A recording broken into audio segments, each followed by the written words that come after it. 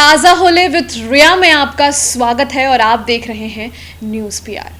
मैंने बहुत सारी कहानियां आपको सुनाई है जिसमें बताया है कि किस तरीके से आर्थिक हालात कमज़ोर हो जाने के बावजूद कई अभ्यर्थी यूपीएससी एग्ज़ाम में सफल हुए हैं, सिविल सर्विसेज एग्ज़ाम में सफल हुए हैं। आज फिर मैं एक और कहानी लेकर आई हूं। यह है शिवजीत भारती की कहानी, जो कि हरियाणा की रहने वाली है और हरियाणा सिविल सर्विसेज में 48 लोग क्वालिफाई हुए हैं और उनमें से एक नाम इनका भी है और इनकी जर्नी बहुत ही अलग, इंस्पिरेशनल है और आपको जरूर सुननी चाहिए इनके बारे में। तो आपको बता दें कि शिवजीत हरियाणा के एक छोटे से गांव की रहने वाली हैं। परिवार की आर्थिक हालात बहुत अच्छी नहीं थी। इनके पिता अखबार बेचने का काम किया करते थे और इनकी मां आंगनबाड़ी में काम करती थी ताकि परिवार में जो आर्थिक रूप से वो भी मदद कर सके। ये है इनकी एक और छोटी बहन है और इनके एक और भाई हैं जो दिव्यांग हैं।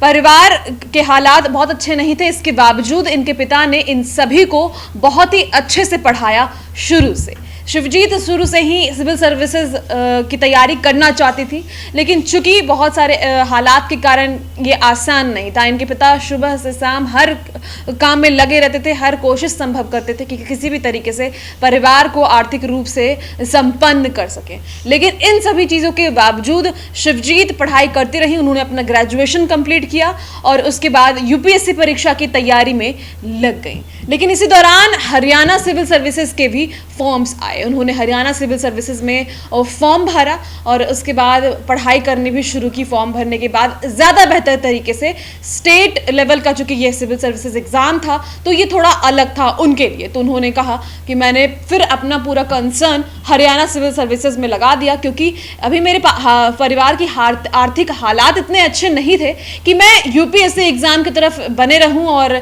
उसके बाद इंतज़ार करूं। तो इन्होंने जल्दी से हरियाणा सिविल सर्विसेज का एग्ज़ाम दिया और जब रिजल्ट निकले हैं उसमें 48 बच्चों का चयन हुआ है, 48 अभ्यर्थियों का चयन हुआ है। उसमें से एक नाम इनका भी आया है। इनकी छोटी बहन है जो पोस्ट ग्रेजुएशन कर रही हैं, उन्होंने कंप्लीट कर लिया है और इस तरीके से शिवजीत ने एग्जामिनेशन क्वालिफाई कर लिया। और सबसे अहम बात है, बिना कोचिंग इंस्टीट्यूट का। लोग कहते हैं ना कि जब आप सिविल सर्विसेज या फिर ऐसे सर्विसेज की तैयारी करते हो तो आपको इंटरनेट से दूरी बना लेनी चाहिए, फैमिली फंक्शंस में इन्वॉल्व नहीं होना चाहिए। लेकिन शिवजीत का कहना है आपको सभी चीज़ों में इन्वॉल्व होना चाहिए, क्योंकि वो आपके ब्रेन को खुला रखता है और उसके बाद जब भी आप पढ़ने बैठते हो तो काफ़ी ज़्यादा कंसंट्रेशन होता है। और शिवजीत ने ऐसा ही कुछ किया। ऐसा नहीं था कि वो कोई भी फैमिली फंक्शन अटेंड नहीं करती थी। हाँ, समय ज़रूर कम देती थी। अगर शादी है तो सिर्फ शादी के दिन गई, थोड़ी देर बिताया और आ गई।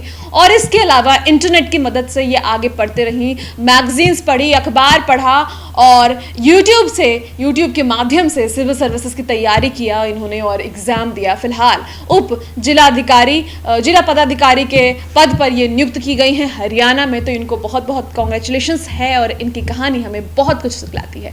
चाहे स्थितियाँ कैसे भी हो, चाहे माजरा कोई भी हो, लेकिन अगर आप मेहनत करते हो तो आपको सफलता ज़रूर मिलती है। और इसके पीछे आप ये हवाला नहीं देते हो कि मेरे सिचुएशंस ठीक नहीं थे, मेरे आर्थिक स्थिति ठीक नहीं थी। तो आज की इस कहानी में इतना ही।